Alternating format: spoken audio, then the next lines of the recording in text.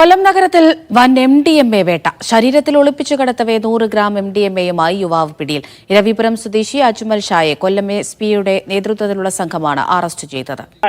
ഇന്ന് രാവിലെയായിരുന്നു കൊല്ലം റെയിൽവേ സ്റ്റേഷനിൽ നിന്നും ഇയാളെ പോലീസ് പിടികൂടിയത്. ഈ ഇരവിപുരത്തിന് സമീപത്തുള്ള ചകിരിക്കട ഉൾപ്പെടെയുള്ള മേഖലയിൽ MDMA വ്യാപനം ശക്തമാകുന്നുള്ള ഒരു പരാതി പോലീസിന് ലഭിച്ചിരുന്നു.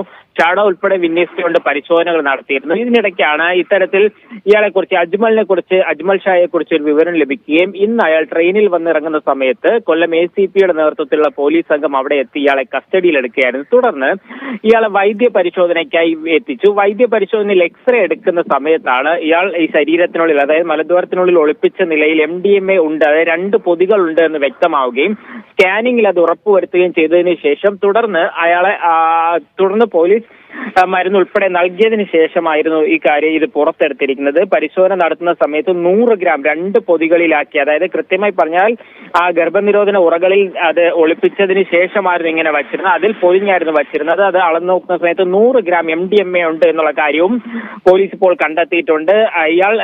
പോലീസിനോട് ഇയാൾ പരസ്പര വിരുദ്ധമായ കാര്യം, അതായത് പോലീസിനെ തെറ്റിദ്ധരിപ്പിക്കാനുള്ള രീതിയിലായിരുന്നു കാര്യങ്ങൾ പറഞ്ഞത്. പക്ഷേ പ്രാഥമികമായ ഒരു നിഗമനം എന്ന് പറയുന്നത് ബാംഗ്ലൂരിൽ നിന്നും ഇവിടെ വിൽപ്പനയ്ക്ക് വേണ്ടി എത്തിച്ചതായിരുന്നു ഈ അജ്മൽ ഷാ ഇതെത്തിച്ചതെന്നുള്ള കാര്യമാണ് കൊല്ലം ACP ഷെരീഫിനോട് സംസാരിക്കുമ്പോഴൊക്കെ മനസ്സിലാക്കാൻ കഴിയുന്നത്. എന്തായാലും കേസ് രജിസ്റ്റർ ചെയ്ത് പോലീസ് തുടർ നടപടികളുമായി പോകുന്നു.